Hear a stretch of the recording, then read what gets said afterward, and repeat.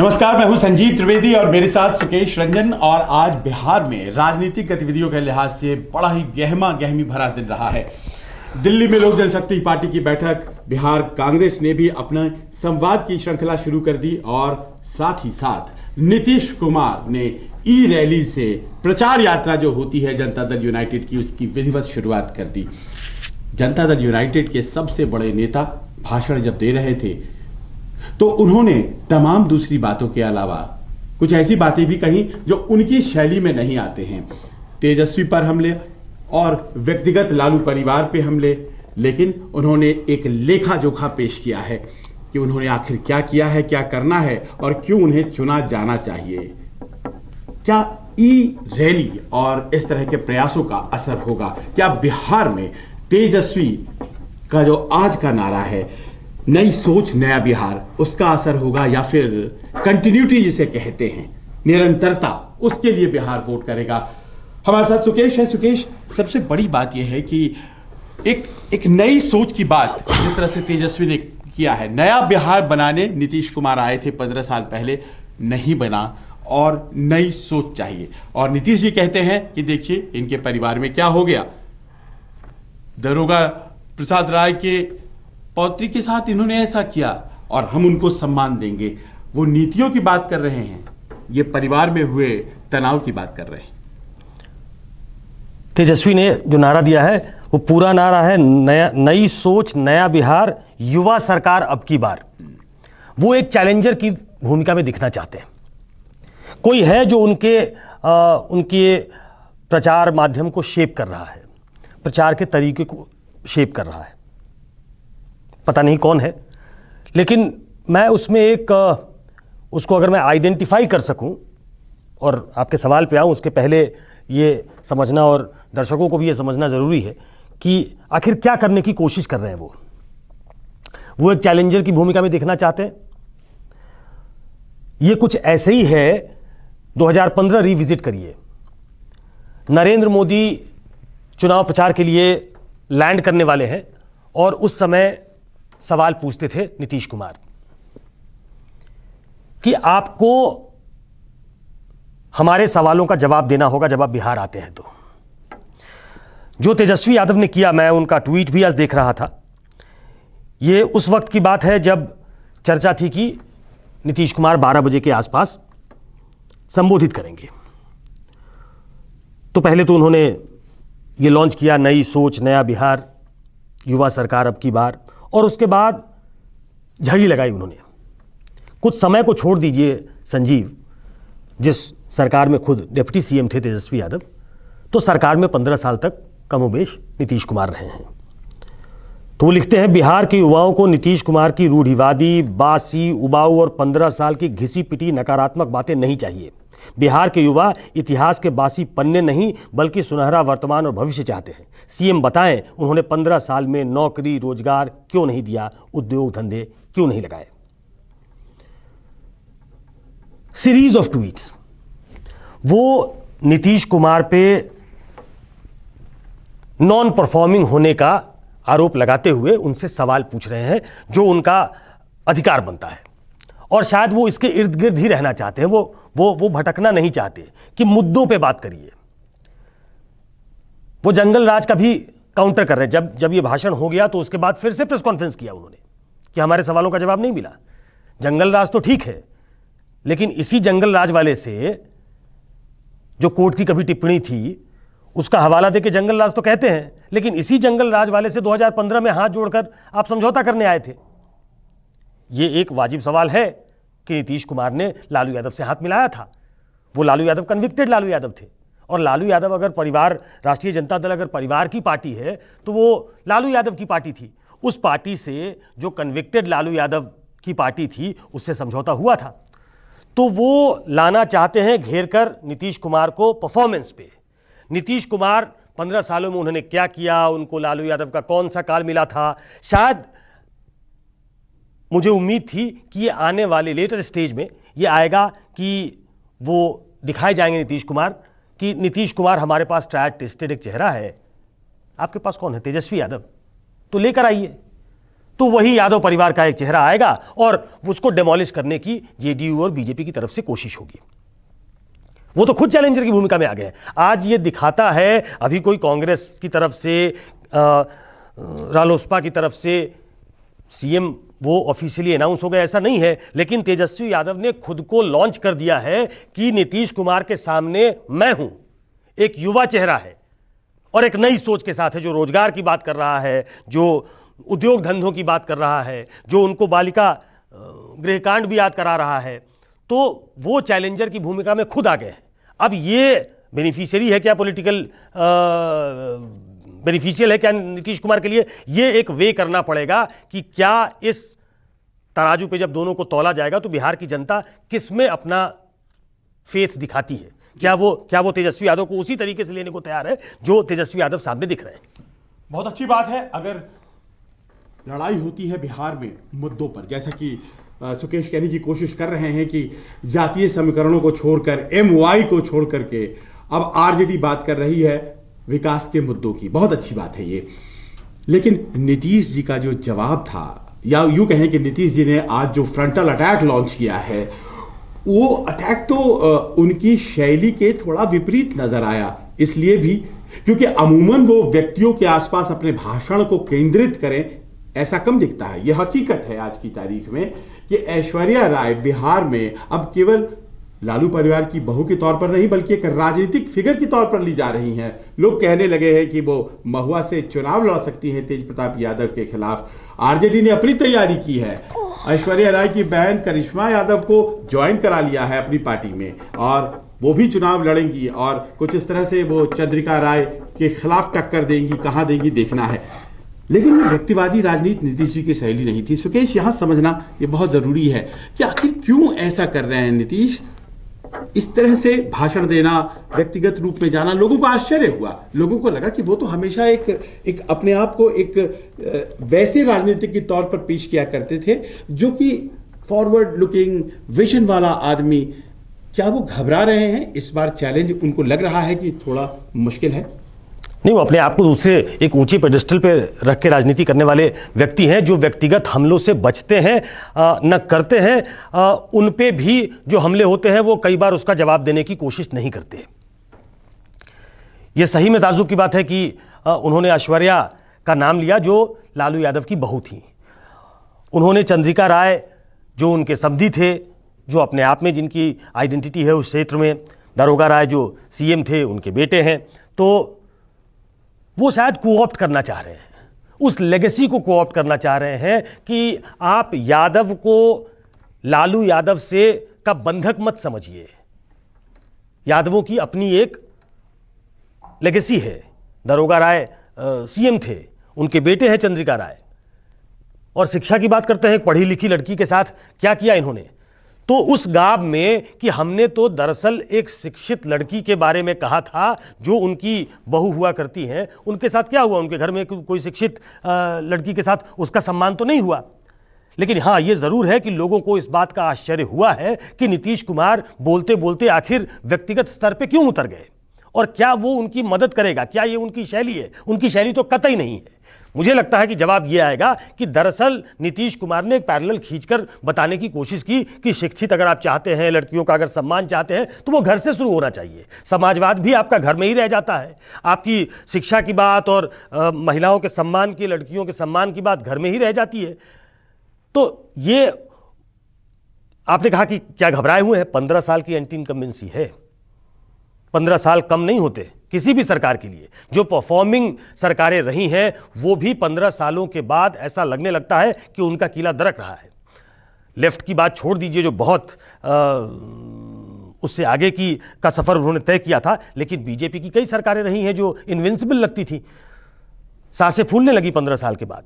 आप मध्य प्रदेश देख लीजिए, राजस्थान में चलिए 5 साल में चुनाव हो जाता है, सत्ता बदल जाती है, लेकिन आप छत्तीसगढ़ देख लीजिए, आप किसी भी स्टेट में जाएंगे तो 15 साल की एंटी इनकम्बेंसी एक बड़ा फैक्टर होती है, जहां आपको जवाब देना पड़ता है। लोगों की एक्सपेक्टेशंस पे आप खड़े नहीं उतरते हैं। और इसलिए और दूसरे मुद्दे को ये बहुत हाईलाइट उस तरीके से राजनीतिक विमर्श में इन मुद्दों को लाना, इसलिए मैं कह रहा हूं कि तेजस्वी यादव के कैंपेन को कोई तो शेप कर रहा है।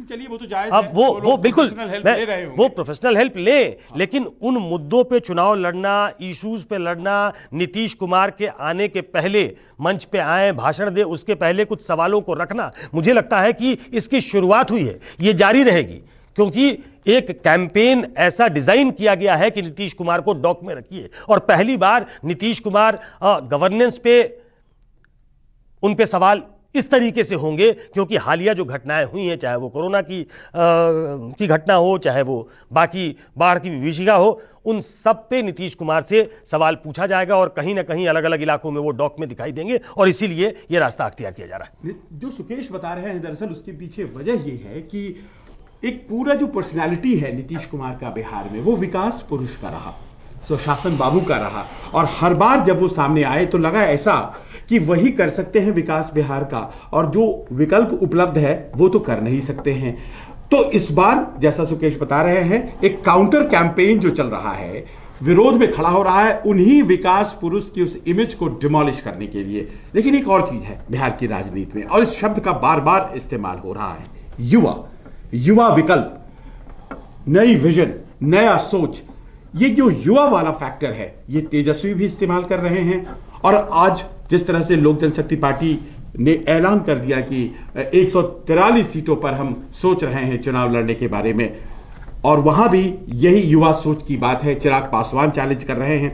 अब ऐसे में ये बहुत महत्वपूर्ण हो जाता है। सुकेश, क्या बिहार के पास आज युवाओं के रूप में एक विकल्प सामने आ गया है, जो नीतीश कुमार के थके हुए शासन, कुछ लोग कहते हैं नॉन परफॉर्मिंग है, विकल्पहीनता का लाभ उठाते आए हैं, तो उसकी जगह एक नया विकल्प जो युवाओं का विकल्प है वो देने के लिए दो लोग सामने खड़े हो गए हैं और बिहार की जनता चुने। आपको लगता है कि ये ऐसा है जो कि नई चीज बिहार में इस बार वोटर्स के सामने पड़ोसी गई है? ये बात सच है कि नीतीश कुमार टीरा फैक्टर को सालों से कैपिटलाइज करते आए हैं। There is no alternative. Nitish Kumar का कोई ऑल्टरनेटिव नहीं है। वो 5 साल गोल्डन पीरियड था, 5 से 10 तक। 10 के बाद सवाल उठने शुरू हुए, 15 के बाद ज्यादा शुरू हुए, क्योंकि बहुत लंबा शासन है। अब क्या ये फायदा तेजस्वी उठा पाएंगे? तेजस्वी यादव फिराक में है। तेजस्वी यादव, मैंने कहा कि वो पुराने ढर्रे की जो राजनीति थी, वो अपने पिता की राजनीति को पे थोड़ा और ग्रेजुएट करके आगे जाना चाहते हैं। मैंने एक दिन और कहा था कि उनके पिताजी ने एक राजनीति ये की कि जो दबे कुचले, जो पायदान पे आखिरी व्यक्ति, बीजेपी इनको दीनदयाल का आखिरी व्यक्ति कहती है, उसको उन्होंने वॉइसलेस को वॉइस देने का काम लालू यादव ने किया था। इस फैक्ट को नकारा नहीं जा सकता, और उन्हें अपनी शक्ति का अंदाजा कराया कि आप बूथ पे जाएंगे, आपका राज होना चाहिए क्योंकि आपकी संख्या है। ये रियलाइजेशन जब उनके वोटर्स में हुआ तो सत्ता का परिवर्तन हुआ।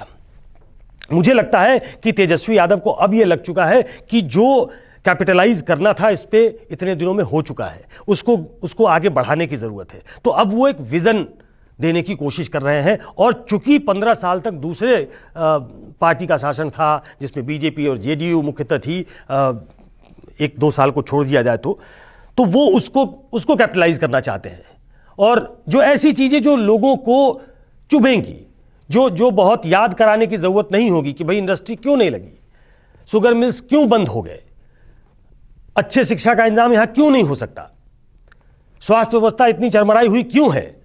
अब ये चीजें लोगों को सामने दिखाई देती हैं कि 15 साल का अगर सुशासन था तो ये तमाम चीजें होनी चाहिए थी। नीतीश कुमार ये बताने की कोशिश करेंगे कि पर कैपिटा इनकम भी बढ़ गया है, लोग पहले से ज्यादा खुशहाल हैं, दलितों के लिए हमने क्या किया, दलितों के लिए, महिलाओं के लिए हमने क्या किया, हम पहले राज्य थे, बाकी लोगों ने हमको हमारा अनुसरण किया। ये नीतीश कुमार के लिए कहने के लिए होगा, लेकिन उस नैरेटिव को तेजस्वी इस तरीके से ले जाएंगे कि आपने लोगों को यहां उद्योग धंधे नहीं लगाए, लोगों को नौकरियां नहीं दी, लोगों के सामने बेरोजगारी का संकट है, और आज ये संकट है तो हो सकता है कि वो चस्पा हो जाए। तेजस्वी के साथ कि तेजस्वी बात सही कह रहे हैं। तो अपनी तरफ से एक युवा वर्ग को लुभाने की कोशिश है, एक नया वोटर जो 2000 में पैदा हुआ, 2002 में पैदा हुआ, जिसने इसमें बहुत सारे वोटर होंगे जिन्होंने 2015 में भी वोट नहीं किया होगा, वो 2020 में उनको वोट करने की बारी है। तो उस वोटर को अपने पुराने जो प्रिज्म था, जिस इससे लोग देखते थे लालू यादव की पार्टी को, उससे निकालने की कोशिश है। और इसलिए मैं कह रहा हूं कि जो अंदर खाने की खबर है कि वो अब इसको बढ़ाना चाहते हैं कि हम ब्राह्मणों को भी टिकट दें, हम वैश्य समुदाय को टिकट दें, ताकि एक स्वीकार्यता बड़े वर्ग में हो। हमें एक ऐसी पार्टी समझा जाए जो MY फैक्टर्स के, लालू यादव के MY फैक्टर से आगे निकल चुकी है। तो ये कोशिश है।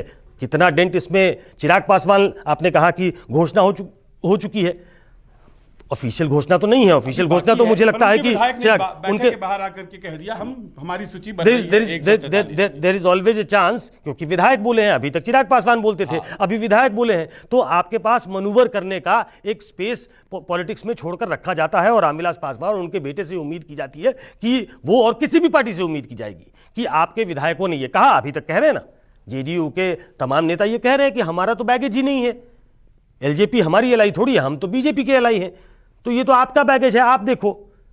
कल को अगर साथ लड़ेंगे तो एक साथ प्रेस कॉन्फ्रेंस होगी कि हम साथ मिलकर चुनाव लड़ रहे हैं। तो एक रास्ता छोड़ा जाता है राजनीति में कि जहां आप मतलब दुश्मनी जमकर करो, लेकिन ये गुंजाइश रहे कि जब कभी हम दोस्त बन जाए इसमें गुंजाइश तो, आपको दिखती है? तो शर्मिंदा ना हो। देखिए, पॉलिटिक्स में तो हमेशा गुंजाइश है संजीव। मैं हालिया एग्जाम्पल दूं, लालू यादव और नीतीश कुमार का गठबंधन हो ही गया था, अखिलेश यादव और मायावती का गठबंधन हो ही गया था, तो गुंजाइश होती है। और ये तो गठबंधन के अंदर की बात है, इसमें बीजेपी का रोल अभी प्ले करना बाकी है। लेकिन ये बात जरूर है कि युवाओं पे फोकस है, चिराग का भी फोकस है, तेजस्वी का भी फोकस है। वो एक जो एक सेट पैटर्न राजनीति की है कि या तो लालू यादव राज करेंगे या फिर नीतीश कुमार राज करेंगे, उससे आगे बिहार निकले, आगे की सोचे, युवा जो है एक युवा को चुने जिसका एक अपना विजन हो। ये लड़ाई है आपस में कि किस युवा को चुनते हैं लोग, किस युवा में लोग ज्यादा पोटेंशियल देखते हैं। ये बात बहुत अहम। देखिए, बिहार की राजनीति में अगर हम देखें तो लालू, पासवान, नीतीश, इनके आसपास चलती है। और देखिए, बिहार के लोग राजनीति के लिए जाने जाते हैं, अपनी राजनीतिक समझ के लिए जाने जाते हैं, लेकिन वहां पर नेता नहीं पैदा हो पाए। 15 साल एक के पास, 15 साल दूसरे के पास।